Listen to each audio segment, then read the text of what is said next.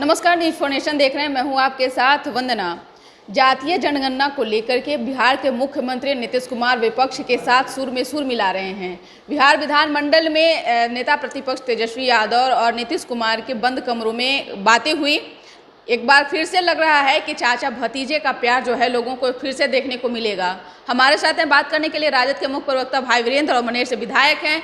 Sir, क्या इसको आप किस रूप में देख रहे हैं? जितनी जातीय जनगणना बहुत पहले आदरणीय लालू प्रसाद यादव लोकसभा में उठाने का काम किए थे और उन दिनों सरकार थी नीतीश कुमार जी की ही, और उस समय सर्वसम्मति से हमारा दल भी, विपक्ष भी, और उसमें बीजेपी भी शामिल था, सब लोगों ने एकमत होकर सर्वसम्मति से प्रस्ताव दिया था केंद्र को कि जातीय जनगणना होना चाहिए। और एक बार नहीं, 2 बार विधानसभा से सर्वसम्मति से प्रस्ताव पास होकर और केंद्र को भेजा गया है। और केंद्र की सरकार शौचालय व्यवहार कर रही है, केवल कुछ लोग का जनगणना करा रही है, और देश के गाढ़ी कमाई का पैसा, अगर जनगणना होगा तभी हमको पता चलेगा कि हमारे लिए क्या उन्होंने बजट बनाया है। तो इसलिए जातीय जनगणना होना चाहिए, ये हमारा जोड़ है।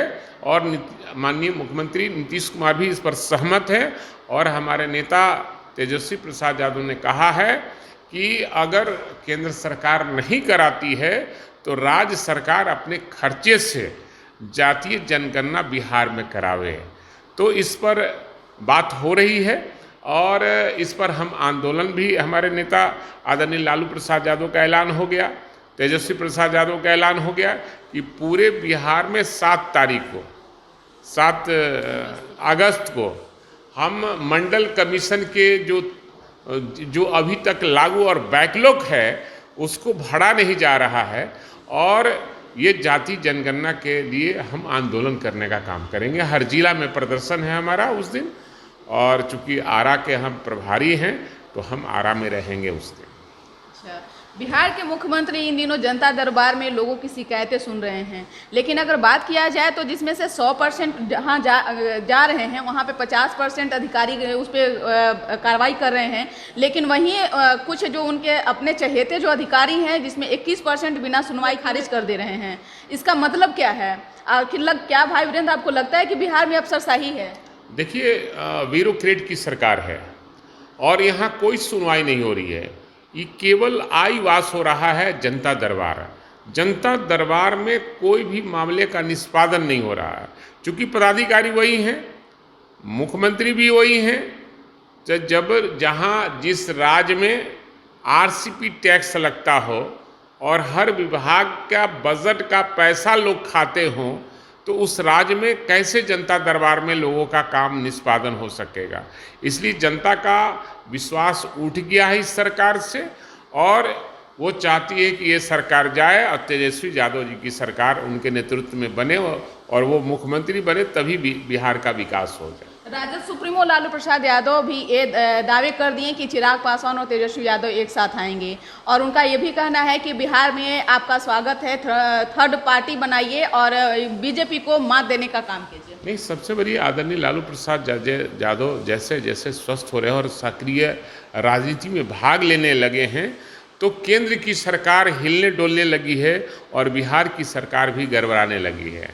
इसलिए जैसे ही लालू प्रसाद यादव जी, आदरणीय लालू प्रसाद यादव जी सक्रिय रूप धारण करेंगे, वैसे ही सरकार केंद्र और बिहार में और जो सांप्रदायिक शक्तियां हैं वो हिलने डोलने लगी है। इसलिए जो उनका है चिराग पासवान का, जहां तक मामला है, ये बहुत पहले मैंने कहा था कि बिहार की जनता सरसरी निगाहें से देख रही है कि दोनों नौजवान कंधे से कंधे मिलाकर इस बिहार की नैया को पार करें और देश के जो खराब स्थिति है सरकार को बदलने का काम करें। एक मेरा लास्ट क्वेश्चन है, अगर नीतीश कुमार पीएम मटेरियल होते हैं तो क्या आप साथ देंगे, आरजेडी साथ देंगे? अब सवाल है कि सीएम में फेलियोर हैं तो पीएम कैसे बन सकते हैं, सवाल ये बनता है। और कोई कहने से कि कोई मटेरियल है, वैसा नहीं होता है। बिहार की जनता जांच ली है, परख ली है और जनता ने उनके खिलाफ में मैंडेट दिया है। इस बार जो वो बने हैं मुख्यमंत्री, चोर दरवाजे से बने हैं और मात्र 43 सीट ही जीत पाए हैं। जो 71 सीट हमारे साथ गठबंधन में थे तो 71 सीट जीते थे, इसलिए जनता ने उनको नकार दी है। इसलिए पीएम मटेरियल का सवाल ही नहीं उठता है। बिल्कुल। तो आप सुन रहे थे क्या कुछ कह रहे थे भाई वीरेंद्र। इन्होंने साफ तौर से जो भी सवाल मैंने इनसे पूछा उसका जवाब इन्होंने दिया है। उम्मीद करते हैं कि आप इनकी बातों को सुने और अपनी राय भी कमेंट्स बॉक्स में जरूर दें। इस खबर बस इतना ही। देखते रहिए न्यूज़4नेशन। नमस्कार।